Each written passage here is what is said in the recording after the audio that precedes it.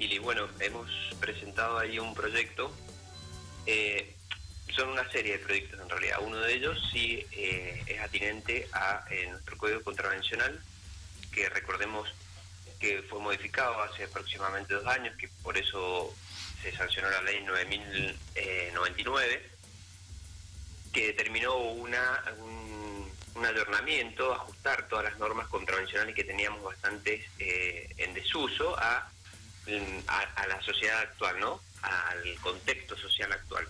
Bien. Teniendo en cuenta que siempre el Código Contravencional no alcanza a ser la tipificación o contemplar de una acción como delito, ¿no? Que eso está reservado únicamente para el Código Penal, que es una facultad única del Congreso de la Nación.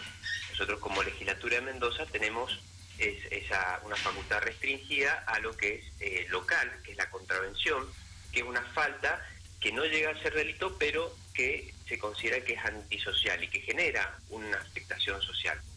En este sentido, nosotros hemos tenido un trabajo muy vinculado con personal de investigaciones de la Policía de Mendoza, con el subcomisario Orozco, el principal Miani, el cual ellos están siempre muy vinculados a la parte tecnológica de todos los procesos de investigación penal. Y resulta que gran parte resulta de carácter un poco alarmante, Kili. Sí. Que hay varias conductas que son antisociales y que no están tipificadas específicamente en normas penales o contravencionales. Y en ese caso, surge, por ejemplo, nosotros hemos presentado este proyecto para incorporar a nuestro código contravencional este tipo de conductas, como es la extorsión sexual, la divulgación de contenido de carácter sexual y el ciberacoso sexual. Todo esto en el marco, obviamente, de las redes sociales, de todos los medios virtuales de comunicación que actualmente y que cada vez más, por motivo de la pandemia, estamos utilizando.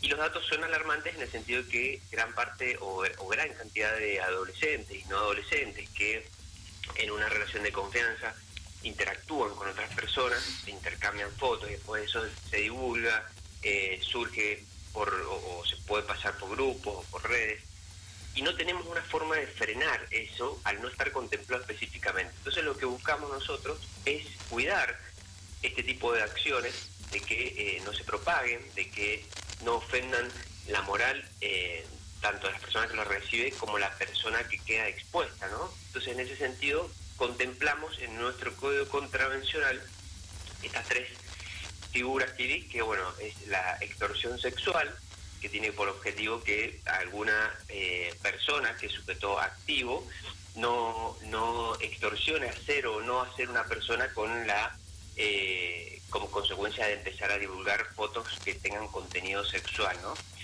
En ese sentido, también incluimos lo que es el acoso sexual y la divulgación de contenido de carácter sexual. Entonces buscamos eso, frenar este tipo de actitudes o de conductas que de por sí son reprochables moralmente, pero el operador jurídico después, tanto fiscales o los mismos jueces de falta, no encuentran las herramientas necesarias para contemplarlo. Si bien uno puede decir que son o deberían ser sancionadas con mayor fuerza, pero nosotros queremos ser punta de lanza en este sentido porque no podemos modificar nuestro código penal al ser local, pero por lo menos queremos empezar a dar un puntapié inicial para este tipo de conductas, teniendo en cuenta, Kili, que vamos hacia un avance de la tecnología en nuestras vidas, ¿no? Tanto en el trabajo como en las relaciones humanas diarias. Sí, en eso la verdad que no hay ninguna, vos lo decías, no hay cómo encontrar, ¿no?, una norma como para poder atacar ese tipo de situaciones, ¿no? El ciberacoso lo vemos no solamente en el tema sexual, sino también en lo que es hoy en día las redes sociales, el insulto porque sí, nada más por persona diferente, o a través de Twitter, por ejemplo, le pasa a mucha gente, por ejemplo, que tiene que ver con ser personas públicas, o sea, más allá, por ejemplo, el caso tuyo, políticos o funcionarios, también sucede, ¿no? Que hay como una libertad o un libertinaje más que nada a través de las redes que lamentablemente se ha transformado en algo que muchas veces hasta termina generando opiniones, ¿no? O generando Exacto, situaciones sí. más difíciles. Y muchas veces se piensa que interactuar a través de una red social o WhatsApp o cualquier otro medio tecnológico, ¿no? Genera como una especie de cobertura, como que no va a ser responsable uno de sus actos, de sus dichos que uno comete en ese ámbito. Y la verdad que, bueno, ese acoso, ciberacoso que uno genera o esa divulgación de imágenes de personas que capaz que había tenido una relación sentimental con una persona, después por X motivo se enoja, que pasa mucho en nuestros adolescentes, pasa mucho y no tan adolescentes, Kili, que después ponen y con un gran daño a esa persona que divulgan algo que fue íntimo de ellos, pero como en un minuto hoy en día aparece en cualquier momento, ¿no? Esa inmediatez que tienen las redes sociales y el uso de la tecnología, la verdad que el daño que genera es muy grande. Y lo que buscamos es empezar a disuadir este tipo de conductas, ¿no? O este tipo de relaciones que por ahí, lo digo como hombre, ¿no? Muchas veces se ha cosificado a la mujer o tenemos esos estereotipos, ¿no? Y de divulgar como con mucha liviandad imágenes que la verdad que causan un grave daño, pensando siempre que puede ser una hija nuestra, una hermana nuestra, un vinculado a la familia. Entonces, en ese sentido lo que buscamos es disuadir y empezar a contemplar este tipo de conductas que no estaban tipificadas y acordadas en una norma, ¿no? Y siempre, obviamente, la ley un poquito va atrás de la evolución de las conductas sociales. Bueno, y esto es el resultado de los grandes avances que tenemos como sociedad, que son buenos, pero también tienen su parte mala en la inclusión de tanta tecnología en nuestras vidas. Claro. Sí, igualmente, a modo personal, ¿no? Es increíble la cantidad de leyes que hay que ir poniendo por el mal comportamiento del ser humano. O sea, somos como que no tenemos solución. Como que tendríamos que, esto ya moralmente moralmente ya es reprochable, no Claro. tendríamos que tener una ley para que nos dijeran, che, esto está mal, no lo hagas, vas a tener tal consecuencia, vas a tener sanciones de multa, incluso de arresto. Nosotros, por ejemplo, en lo que sería la divulgación de contenido sexual, de imágenes, ¿no? Se aplican multas, o hemos consignado multas de 2.000 unidades fiscales hasta 4.500, y superando o duplicando ese monto si el hecho es cometido por quien ha tenido una relación sentimental previa con esa persona. E incluso días de arresto de 10 días a 30 días de arresto. O sea, no, como bien decís vos, son conductas que por naturaleza misma nuestra moralidad no las tendría que reprochar y no hacer, pero bueno, es el hombre, el ser humano, somos complicados, ¿no? Y necesitamos, para mantener esa paz social, siempre estar encuadrado en normas. Bien, estamos hablando con Adrián Reche, diputado provincial de la UCR. Adrián, por otro lado, hemos notado, obviamente, y estamos viendo que se busca digitalizar todo lo que es el Ministerio Público, obviamente también hablando de tecnología, pero ya desde el lado de la facilidad, de la utilidad, ¿no? De diferentes cosas que hoy en día, bueno, con la pandemia se ha notado que hacen falta.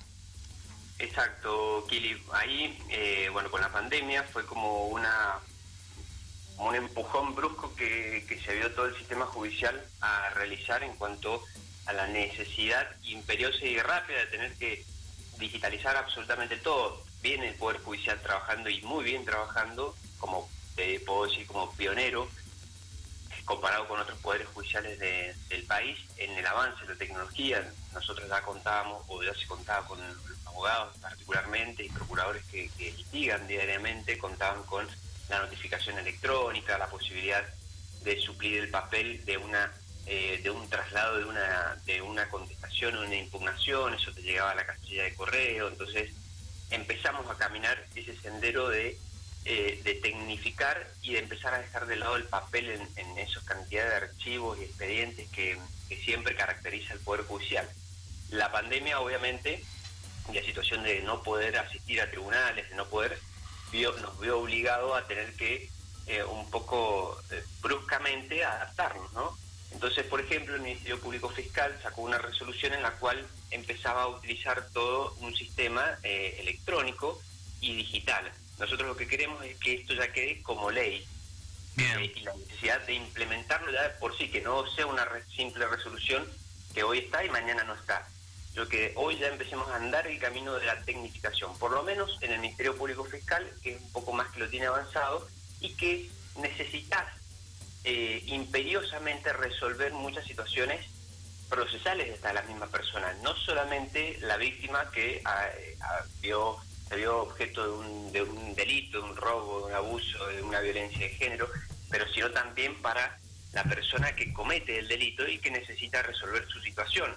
No por una pandemia o no por una cuestión no podemos dejar confinado hasta que se normalice. Entonces la idea es que ya directamente todos los funcionarios del Poder Judicial, del Ministerio Público Fiscal, en particular jueces, defensores, los ayudantes fiscales y los abogados defensores puedan ya visualizar el expediente y compulsarlo, ofrecer pruebas, realizar ya, por ejemplo, ellos han implementado, incluso hemos tenido noticia de muchas condenas a través de videollamadas, de audiencias virtuales que se han celebrado. Y la idea es, como te digo, ya dejarlo plasmado en una ley, que sea que forme parte de esta norma procesal de fondo, nuestra norma de rito, que comúnmente se le llama en el ámbito de la justicia, es decir, de cómo funcionar, ¿no? Que se incorpore ya definitivamente como una ley y que ya este camino que empecemos ya lo continuemos, porque realmente implica mayor celeridad, más eficacia en la resolución de los procesos. Entonces la idea es que como ley nos quede esta digitalización de todos los procesos. En particular, hoy empezamos con el Ministerio Público Fiscal. Bien. Por otro lado, bueno, y ya bien yendo obviamente a uno de los temas que ya llevamos casi 6 meses hablando, ¿no? Del COVID-19. Mendoza ha tenido 2 días, 3 días en realidad, con casos bastante amplios, ¿no? Un número bastante alto. El mismo gobernador ya anticipó que si esto no cambia, se puede volver a fase 1. Pero la pregunta está, obviamente, nosotros desde el sur de Mendoza, si esto sería para toda la provincia, creemos por allí que puede llegar a ser para el norte. ¿Cómo ve usted la evolución con respecto a todo esto? Y con mucha preocupación, Kili. La verdad que en primer lugar siempre hay que cuidar, ¿no? Primar la salud de los mendocinos, pero también mantener un equilibrio en lo que respecta a la parte económica y al funcionamiento de un montón de actividades, ¿no? Que generan puestos de trabajo, que ya venían golpeadas, ¿no?